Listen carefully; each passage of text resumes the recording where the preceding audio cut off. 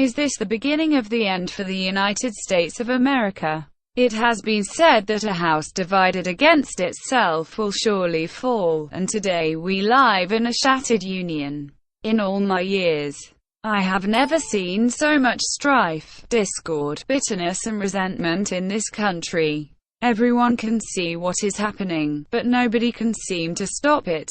Politically, you have got tens of millions of people trying to pull America one way, and you have got tens of millions of people trying to pull it the exact opposite way. As I discussed in a previous article, the term civil war is now being thrown around by some pundits even though nobody has started shooting yet.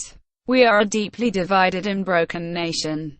And if we don't find a way to fix things, America will not survive. Every survey and opinion poll that has been taken recently backs up what I am saying. For example, a Gallup survey that was conducted after the election in November found that an all-time record high 77% of all Americans believe that the nation is divided on the most important values. 77% of Americans, a new high, believe the nation is divided on the most important values, while 21% believe it is united and in agreement.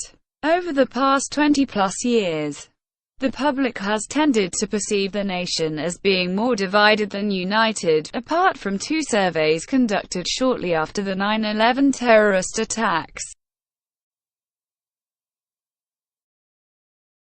So how do you fix this?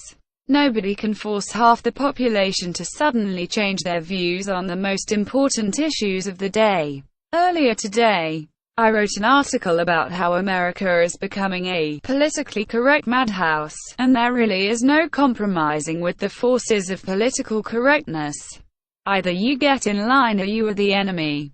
Once upon a time, the values enshrined in the U.S. Constitution by our founders united us. But today about half the country has completely rejected those values. Those that would like to restore our constitutional values find themselves diametrically opposed to the agenda that progressives are trying to shove down our throats.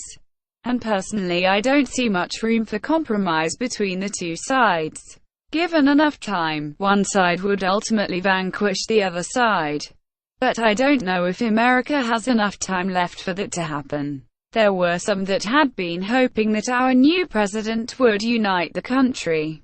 But you can throw that idea right out the window. According to numbers from public policy polling, nearly half the nation already wants him to be impeached. On our first poll of his presidency, voters were evenly divided on Trump, with 44% approving of him and 44% also disapproving. Now his approval rating is 43%, while his disapproval has gone all the way up to 53%.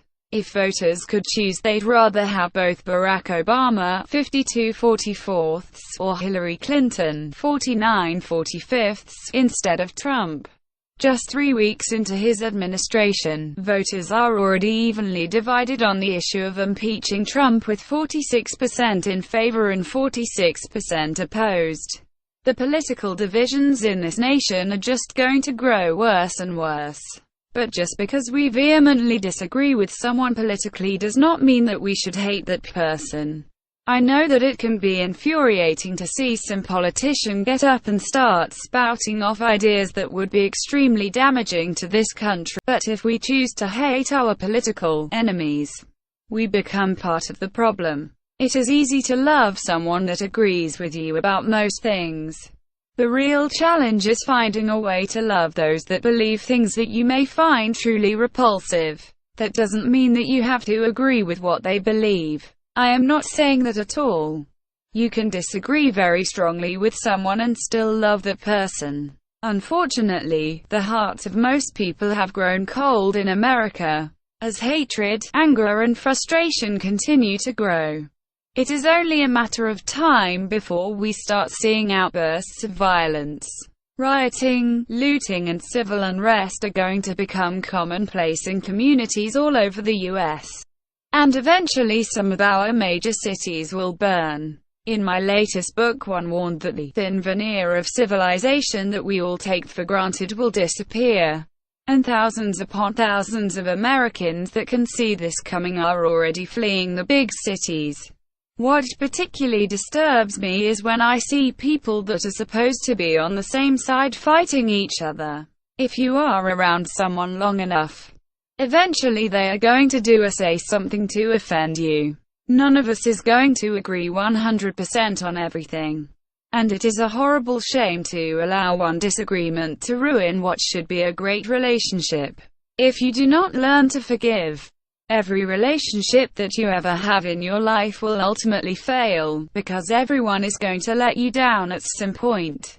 And you may think that you are making the other person pay a price by refusing to forgive, but the truth is that you will be the one that will end up suffering. Even medical science has found that there are health benefits to forgiving and that unforgiveness can actually help bring on serious illnesses. The following comes from the official website of Johns Hopkins Medicine. Whether it's a simple spat with your spouse, a long-held resentment toward a family member or friend, unresolved conflict can go deeper than you may realize. It may be affecting your physical health. The good news: studies have found that the act of forgiveness can reap huge rewards for your health, lowering the risk of heart attack, improving cholesterol levels and sleep, and reducing pain, blood pressure, and levels of anxiety, depression and stress. And research points to an increase in the forgiveness-health connection as you age.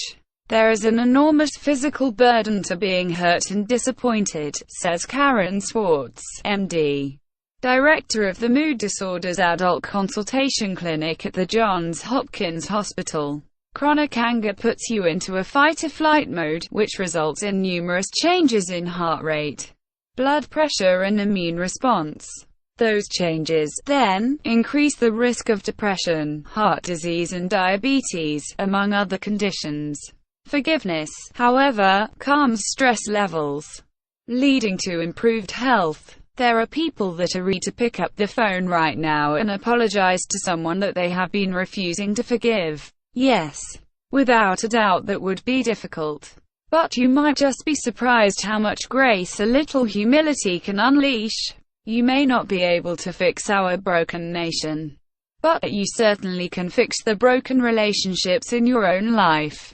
And if millions of Americans decided to choose love and forgiveness rather than hatred, anger, bitterness and resentment, it would most definitely have a transformative effect on the entire country.